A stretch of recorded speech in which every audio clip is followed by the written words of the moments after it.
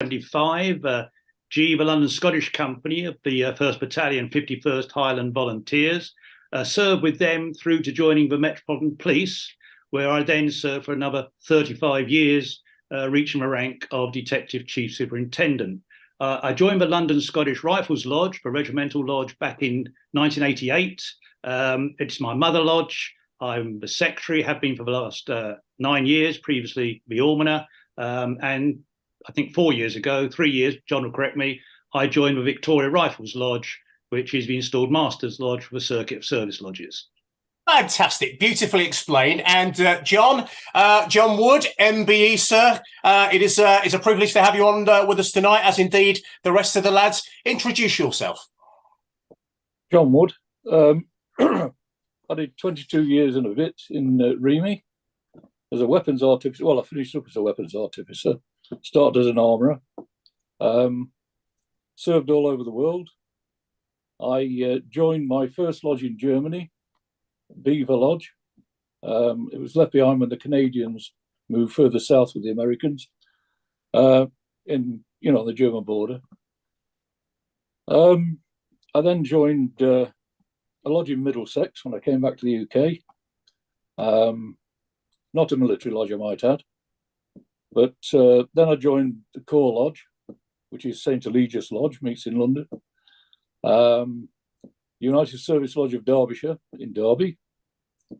I might add St. Eligius and United Service Lodge I've been master of. Victoria Rifles, of which I'm the secretary, and I was one of the, there's a debate about this, whether it's 23 or 26 or even 30 of us that joined one night in 2006.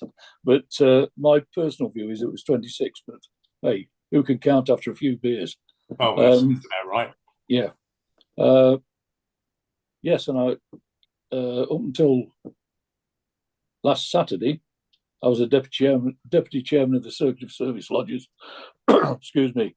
And I've taken on another role there to look after the lodges in the Midlands. Crikey! Well, that's a lot of history there, John. Thank you for sharing that with us. Yep. And we've also got Steve Reynolds with us as well. Steve, good evening. Please introduce yourself. Yeah, certainly. So Steve Reynolds. I did slightly under 30 years as an Army reservist in the Royal Artillery and the Army Air Corps, mostly centred around East Anglia. I joined Freemasonry. I was initiated into Mancroft Lodge in the province of Norfolk back in 2002, and subsequently joined the Abiquiu Lodge, which is the Royal Artillery Lodge, which meets in London at Great Queen Street. And I've also recently joined Victoria Rifles Lodge, and like John, I'm involved with the Circuit of Service Lodges, and I actually became the chairman of the circuit at the AGM last Saturday.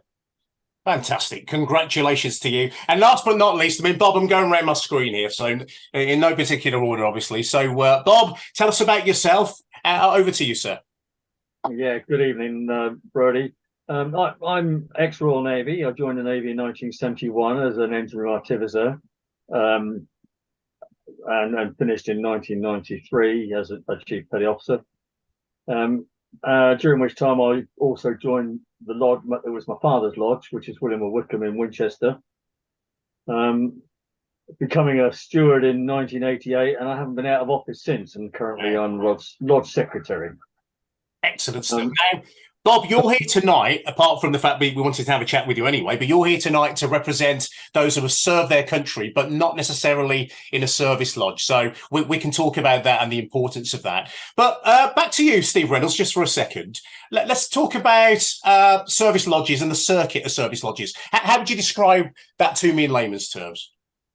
Yeah, so simply the Circuit of Service Lodges is an association of now 52 lodges, all of which have military connections. So it's a prerequisite, if you like, of joining the circuit that the lodges should have a predominance of a kind of military personnel, either serving or past in their membership, and should have a military some military bearing, military traditions, if you like, within the lodge. So we number 52 at the moment, having built up an original 3 that founded and kind of over doubled the number in the last sort of couple of years, from sort of 25 up to sort of 52 now.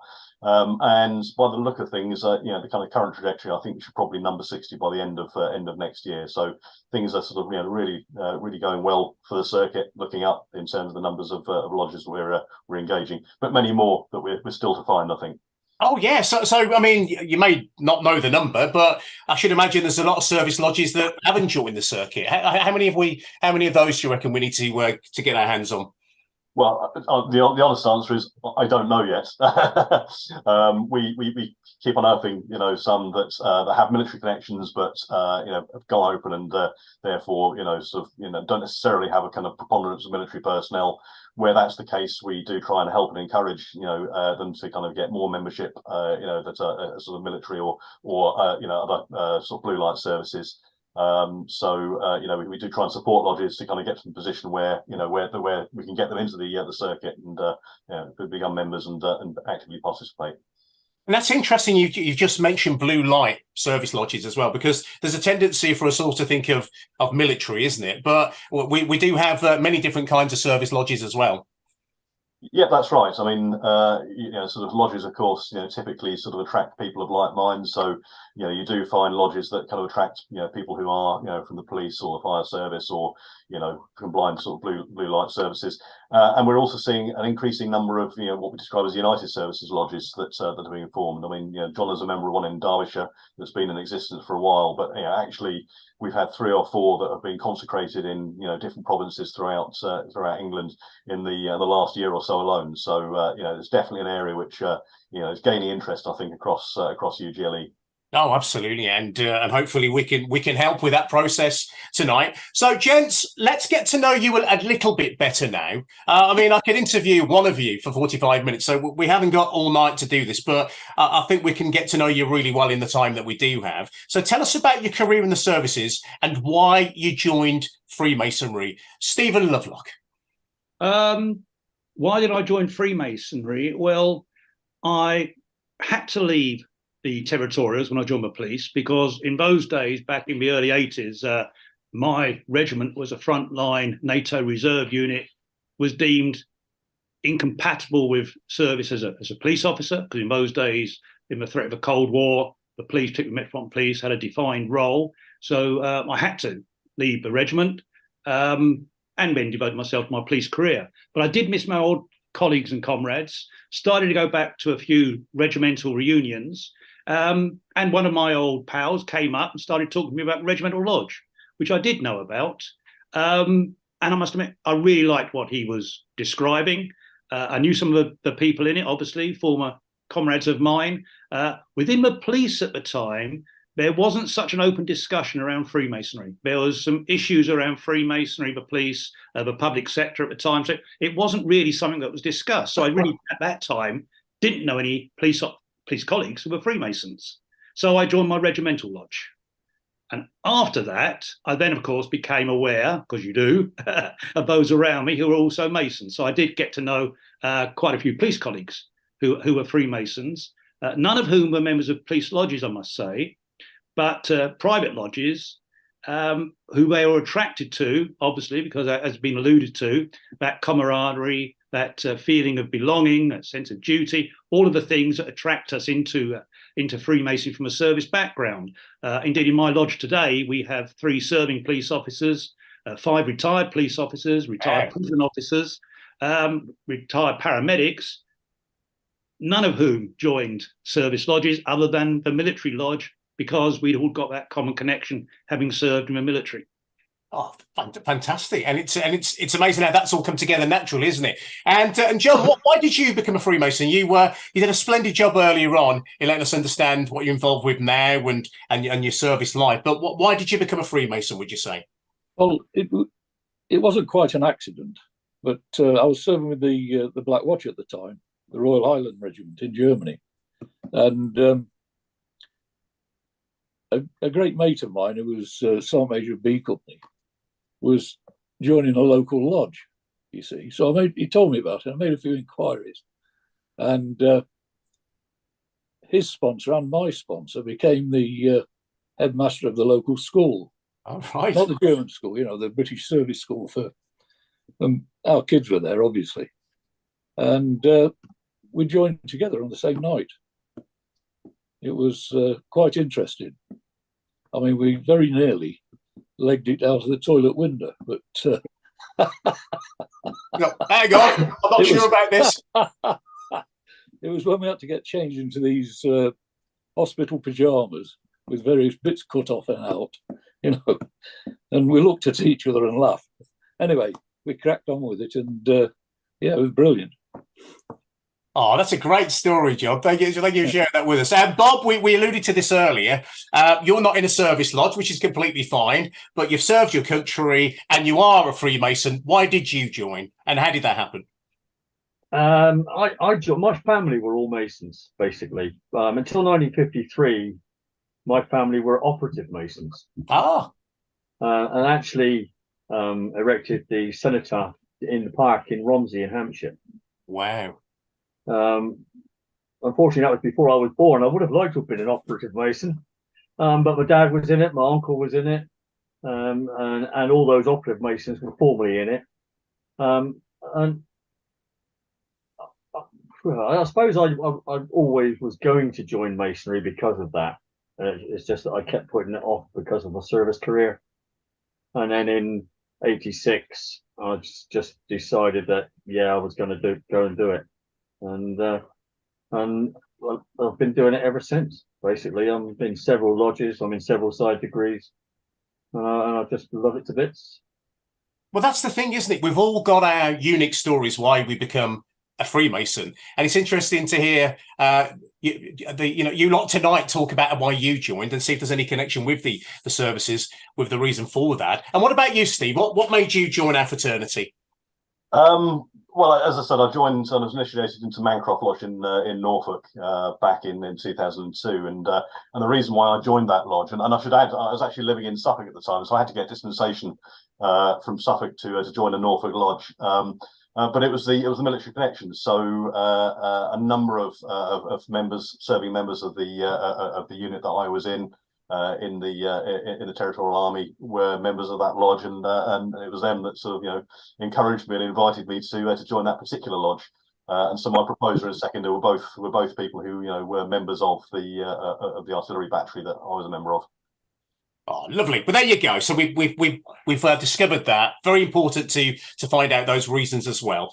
So why do you think, and I'll get back to you on this one, Stephen, why do you think there's such a close connection between Freemasonry and the services? Because it really is just like that, isn't it? Yeah, I think it's that sense of comradeship that anyone who's been in the services values most. And you've got that in Freemasonry. You've got that in abundance. Perhaps outside of service life, there's no other organisation you could find where you've got it to the same degree as you've got it in Freemasonry. So it's almost like coming home in some respect. You've got that sense of duty as well. We obviously like the tradition, we like the ritual because it strikes a chord with us, the way that you might square in a lodge. Well, it takes us back to our parade ground experiences. So I think there's a lot in common. I think servicemen feel very comfortable in Freemasonry, very comfortable in their lodges. And of course, there are service lodges which are just for those regiments or those corps where, again, you'll be amongst like-minded people. That's a beautiful answer, and you might all have slightly different answers for that. Not necessarily the reason why you joined Freemasonry, but why you think there's that close connection. What would you have to say about, John? Well, it everything Stephen said is absolutely correct, but it's, how can I put it without being sexist? I mean, in my time in the service, we didn't have any women. Well, so we did have women serving, but they were never near the tip of the spear. They're always in the background somewhere. So it was an all-male environment, and so is Freemasonry. It's there are so many things that connect, and the other thing in this, when you come out, is having a mess to go to. Well, Freemason can double up as a mess as well, and it does for a lot of people. It's just so similar And as you say, the people are like-minded. You can take the mickey out of somebody, knowing that you're not going to offend them. Yes. And that banter is what that is a great thing. And that's the thing, is banter is what you're talking about. And what would you say on that, Steve, from what you've picked up from your own experience and what you've seen from your role as well? Yes, I mean that is the defining characteristic, I think, of a service lodge is the banter, and I know it's certainly particularly from your Bikery Lodge, where we're all ex-Royal Artillery, so even people who joined the lodge who I didn't serve with, I don't know. We've got that that immediate connection with them because we've all served in the Royal Artillery. And then similarly, as part of the circuit, sort of travelling around to lodges around the country, I was privileged last Saturday actually, when we had our AGM, we did that and also had a visit with Invictus Lodge, which is a tri-service lodge up in the city of York, and we had a fabulous evening there, hosted by them. All three services represented, all of them, of course, having that inter-service rivalry and that banter that is so characteristic, and it really was a tremendously good night. And it's just a characteristic of a service lodge. I think it's just it's the fun you have, both in the ceremony itself, but at the festive board afterwards. And often it's the festive board where the fun really starts to happen. And finally, Bob, just for you on this one, why is there that close connection between the services and Freemasonry as a whole? What would you say? For me, I don't think it didn't start like that. Fair point. There are no service lodges down where I live. So, and as I said before, it was in the family. So I was going to join Masonry probably because it was in the family more than because of the service connection.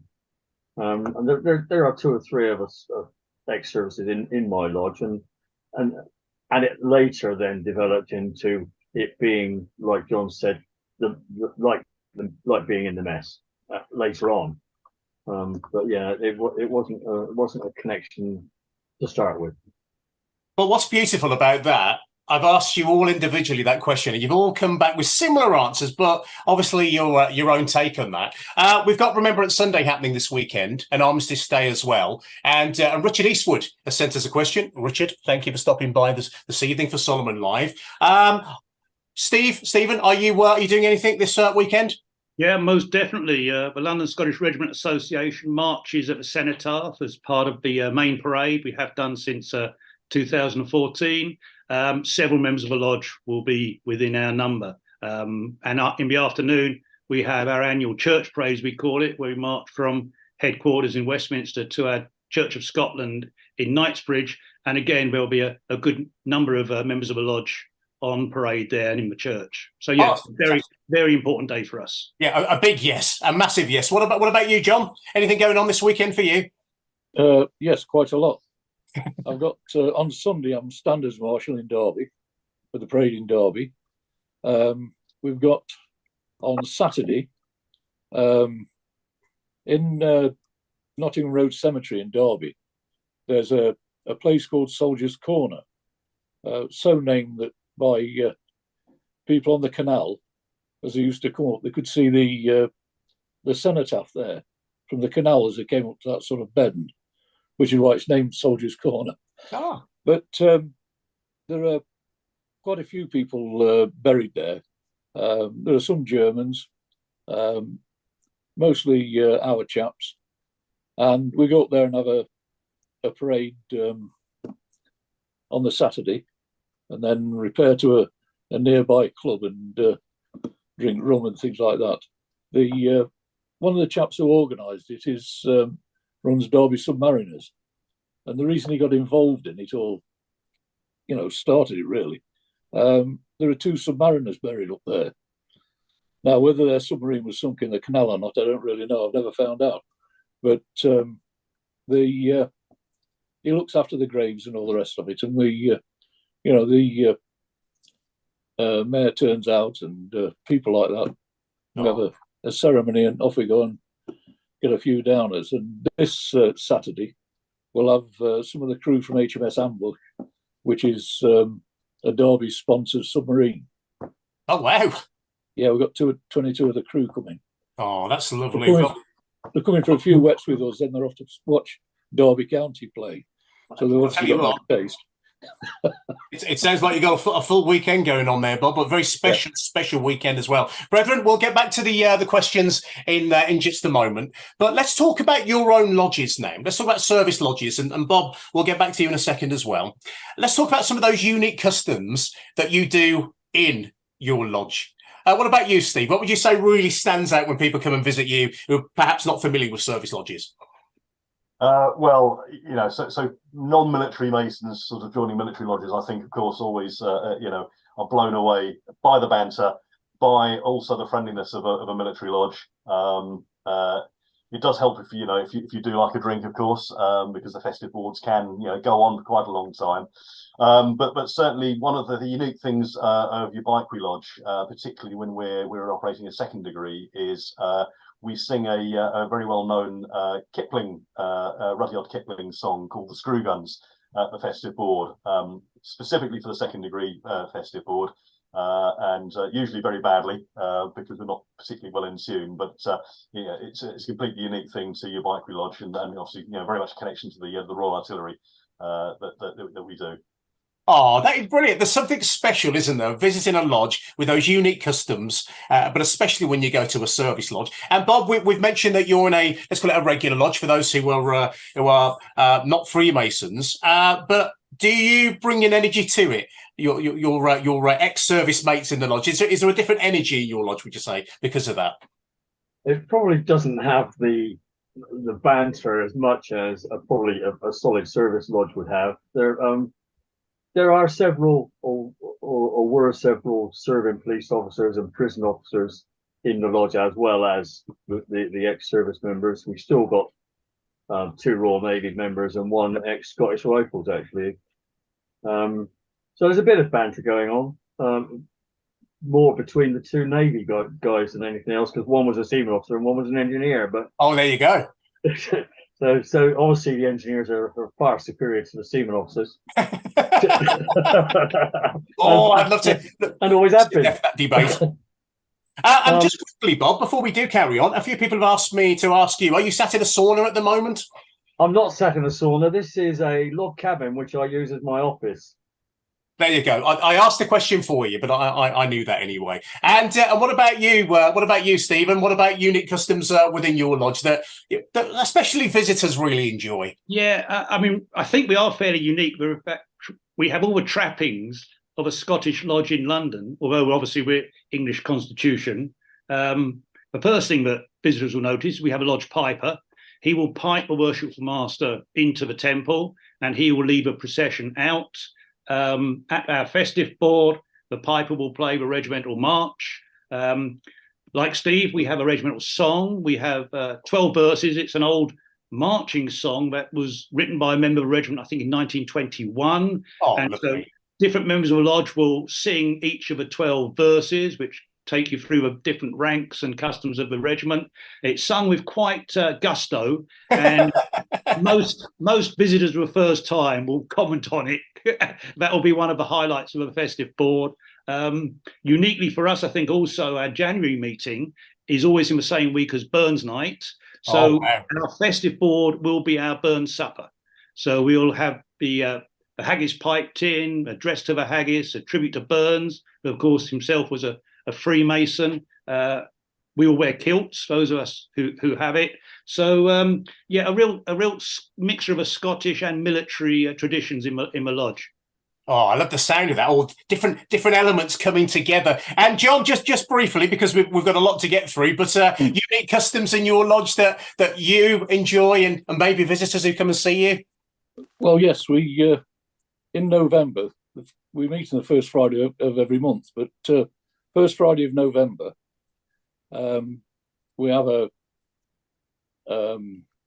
ceremony at the War Memorial in the garden, the lodge rooms, which is attended by the provincial Grand Master and his entourage every year. Then it's back inside for medals and afternoon tea. And after the lodge meeting, of course, the festive board. And what we do there, this was something I started when I joined the lodge. because I was asked if there was something we could do militarily that was unique. And I said, well, yes, in November. I said, we stop at 9 o'clock, we do the exhortation, we sound last post, silence, Reveille, and the Coima Grace. And we're very fortunate to have in the province a retired Royal Marine Bugle Major. Oh, wow. Who does that. And of course, I mean, he does the afternoon for us. And then he plays meal call before we go in for dinner. And we just stop at 9 o'clock. And the first year we did it, we got about 70-ish people there, see what it was like. But the following year, there was 150. Wow. What a great success. Yeah. Oh, and it's gone on ever since. It's been going now, crikey, I don't know, 97, since, I think the first time we did it was 98. And that's the success of it, isn't it? That people keep coming back to witness it. And a question for you now, Steve, actually. This is from Justin. And he says, does the panel think, and I'll put this just to you, Steve, for now, does the panel think there needs to be a military affiliated and ideally member of circuit of service lodges, lodge in each province to cater for people like Bob who don't have a service lodge nearby? So certainly, as the incoming chairman of the circuit, that's my ambition, and sort of what I'll be setting out in the strategy for the circuit is that I'd very much like us to achieve at least one military lodge representing the circuit in every province under the English Constitution in the next few years. If I may, I noticed there are a couple of other questions sort of related to the Armed Forces Covenant as well that people put in there. So I think in answer to one of those questions, I don't think that every province has yet signed the Armed Forces Covenant. But again, it's something I'm very, very keen to try and use the kind of the influence that the circuit has working with provinces, to also achieve that, to get that recognition. Grand Lodge has done it. A number of lodges, provincial lodges have done it, and and I think that would be a really good way of kind of linking, military service, with kind of with the provinces as well. So that'd be my ambition, and so absolutely. The answer to the original question is, I'd very much like to see, at least one military lodge, represented ideally in the circuit in every province, in the next few years. Brilliant. Great question, Justin. Thank you for sending that. Brethren, we never get through all of the questions, ladies and gentlemen, but we always give it our best shot. So let's talk about how do you promote your service lodge to the fraternity and maybe those outside of Freemason. What about you, Stephen? What would you have to say on that to attract new members to come in? Well, the regiment is obviously at the heart of our lodge. Until the 1970s, we were a closed lodge. You could only join the lodge if you'd been in a regiment. No longer the case. However, over half our membership still have come from the regiment. I will write articles for the Regimental Gazette, which is now in electronic form. In fact, in just our last issue last month, I had published my article on the history of the lodge and the connection with the regiment. We're having a blue table for our Burns night in January, and we'll be inviting members from the regiment who are not Masons. Right. And indeed, quite a few over the years have joined as a result of being invited to blue tables. We've got a lodge website now, so obviously reaching out to the wider world, the non-Masonic world as well. Haven't had any success through that, but one of the lodges I'm a visiting officer, their most recent member, joined purely through visiting their website. So I think, reaching out through websites, again, is something we can do better in the future. Well, that's clearly something that you're taking very seriously, isn't it? To attract new members, to bring in the next generation, as Freemasonry is doing as a whole. John, what would you say? Is your lodge doing anything in particular to attract new members? I mean, sounds like you're doing things very, very well from what we've gathered already. Well, United Service Lodge of Derbyshire, I'm the membership officer. Perfect. Well, nobody else wanted to be, so but what we've got a membership crew in Provincial Grand Lodge who pick up candidates from the website and sort of vet them and decide, So anyway, I get a couple a year from there. Some are all right, some aren't. But that's about the only way we advertise in United Service Lodge of Derbyshire. St. Eligius Lodge is you've got to be Remy to be a member. But now, a couple of meetings ago, we were talking about, well, what about close family members of sons and things like that? You see, you would have know about the the core and all the rest of it, because we drag around various all over the world. So that's something we're thinking about. But I think these days it's got to be the websites and that type of thing. Yeah. I mean, you occasionally bump into people who think, well, he'll be all right, and capture him. But it's not that easy to advertise. It's easier than it was some years ago, but because it's opening up a bit. Thank you, John. Thank you so much, mate. Now, Bob, back to you. Let's talk about the impact you've seen on lodge members after they've joined Freemasonry, and we're talking service. We're talking service now, aren't we? Of course. We know that often when people leave the services, Freemasonry is something they head towards for that camaraderie. Have you seen any changes in a member? And obviously, don't mention any names, but have you seen any positive changes in a member after they've become a member of Freemasonry? I suppose really the thing is that we tend to get together outside of lodge as well. The three, there's three of us in the lodge, and we get together probably once or twice a month. Go and have a drink and have a chat. We all three were involved with the various conflicts in recent times, so we chat about it, as you do. But you only really chat about it amongst yourselves. You don't involve other people really, and really I think that helped everybody. And I think what you've just said there is absolutely important. I thank you for mentioning it, Bob. And that is Freemasonry. Yes, we have our wonderful ritual that we do within the lodge, and yes, there's the festive board. But equally, we become friends for life with people outside of those situations, and that's where a lot of that conversation can happen. What about you, Steve? Have you seen positive changes in members after they've become a Freemason in your service lodges? Yes, absolutely, I have.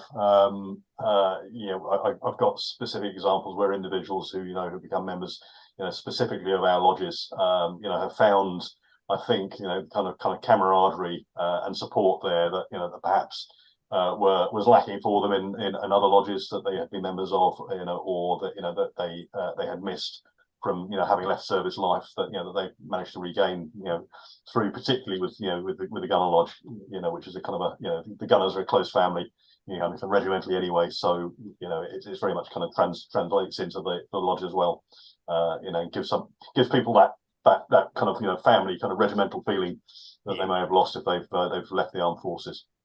And Stephen, we've got to ask you that question as well, because it's so important, isn't it, that Freemasonry is there for ex-service personnel and indeed current service personnel as well. Have you spotted any changes from a brother who's joined, and you've seen some really good things develop? Yeah, I suppose I could use my own personal example of that. As I said, I'd left my regiment. I was in the police. I'd lost contact with my old former colleagues. Went back to reunions, got into the regimental lodge, and through that, re-established contacts, re-established friendships. And yeah, I think as a person, obviously, as we all could say, we became a better person because of Freemasonry. We grew because of Freemasonry. But with me, the connection with the regiment blossomed because of the lodge. I went on to become chairman of the Regiment Association for 18 years. And during my time, the chairman, the secretary, the treasurer, the assistant secretary, and the assistant treasurer of the Regiment Association were all members of the lodge. Wow, that's brilliant.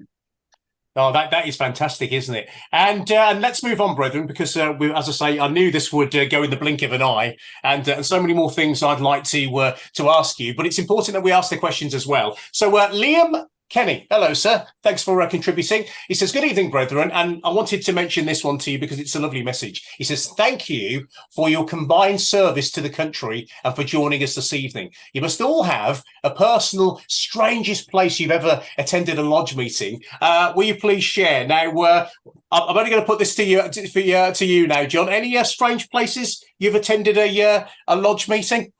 Well, 1,000 years ago, when I was first joined, I was in Canada with the Black Watch Battle Group, and we were handing over to the 4th 7th Dragoons.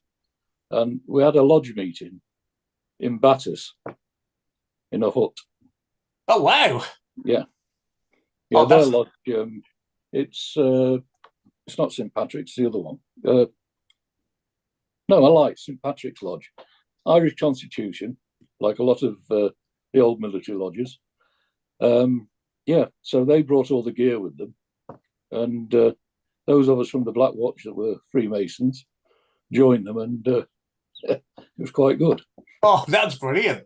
And that's a great story. And I mentioned just for John, brethren, any other tales of a unique place to go to a meeting? Whoever wants to get in there first. I'll come in and talk about the same lodge, actually. So not actually a meeting that I was at, but the Royal Dragoon Guards, of whom St. Patrick's Lodge is the regimental lodge. I know for a fact that they followed on. So I was out on Operation Talik in Iraq back in about 2004, and they were the unit that succeeded us in a particular task unit we were on. And I have it on good authority that they actually held a lodge meeting, in Iraq. In Shaiba Logistics Base, just south of Basra, during their time out there. So, the travelling warrants under the Irish Constitution, which there are still a couple of regimental warrants, in existence, do go anywhere and everywhere, and that was kind of the traditional point of them.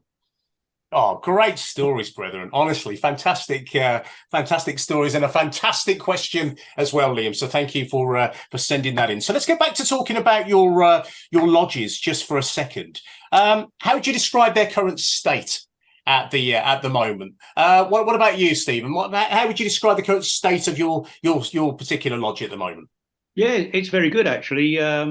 We've got 44 members. In fact, in 2 weeks' time, at our meeting, we are going to have a double initiation. We have a Lewis, the son of one of our former soldiers, and the grandson of one of our former soldiers, both joining it on the same night.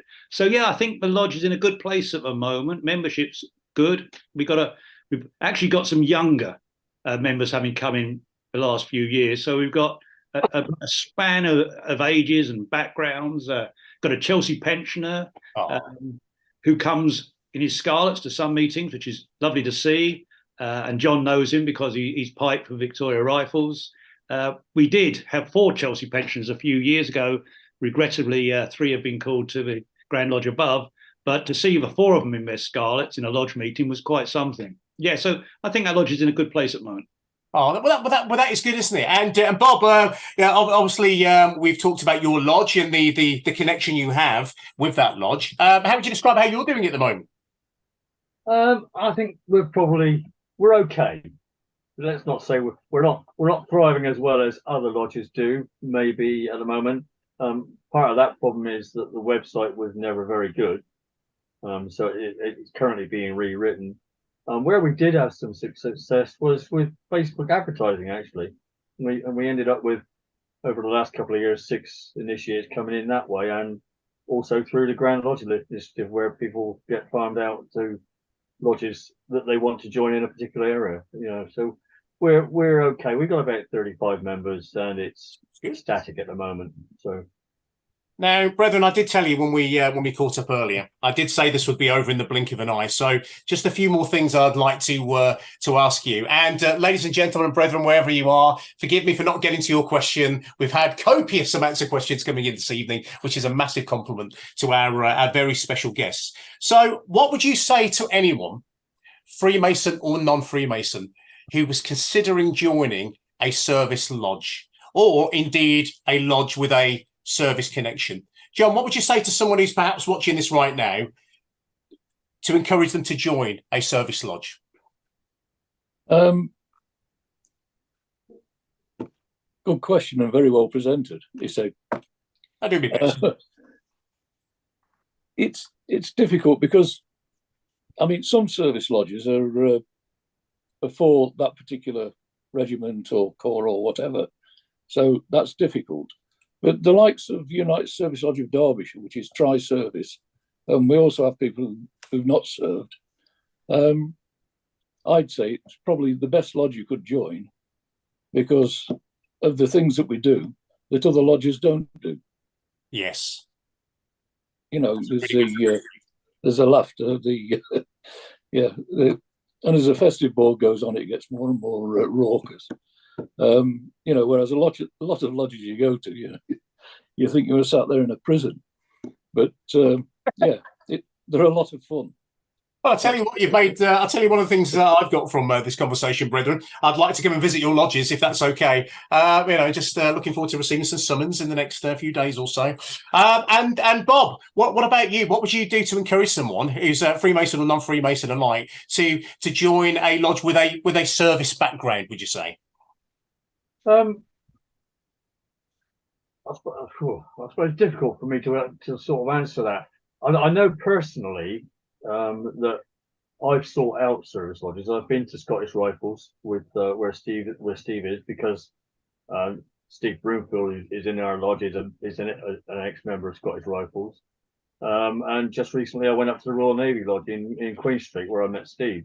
So I think if you're a serviceman in a lodge, or even a serviceman who's thinking of joining, you don't necessarily have to join a service lodge. You can join any other lodge and still go to the service lodges, and it's very easy to do that. It just, like in my area, there aren't that many around, so I have to travel to do it. But that's a personal choice.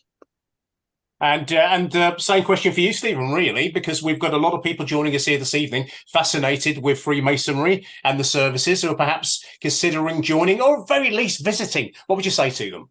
Yeah, absolutely. By all means, visit. As I say, we've got a blue table coming up. So even if you're not a Mason, it gives you just that feeling for what the camaraderie within a lodge is.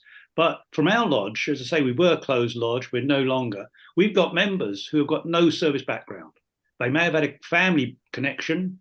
They come into the lodge and they love it. They love it because of a tradition, because of the customs. Yeah, different to other lodges. And in fact, some of them are our greatest supporters for prolonging the customs and continuing with the traditions. We keep hearing us talk about we need to modernize, but these guys say, no, that's what we love about your lodge. Keep these customs and tradition going. Oh, and that is absolutely essential. And final word from you, Steve Reynolds, because of the role that you play within the circuit of service lodges. So if somebody would like to join the circuit, maybe we've got a lodge here at the moment who's not part of your splendid gang, what should they do? So first of all, they should visit our website, www.militarymasons.org.uk. It looks a bit antiquated. We're in the process of revamping it, refreshing it, but it's got the information there about what you should do if, as a lodge, you think you're eligible to join and would like to do so, to get in touch with us, or if you're a military Mason who is not a member of a circuit lodge, you can become an individual member as well and receive the mailings.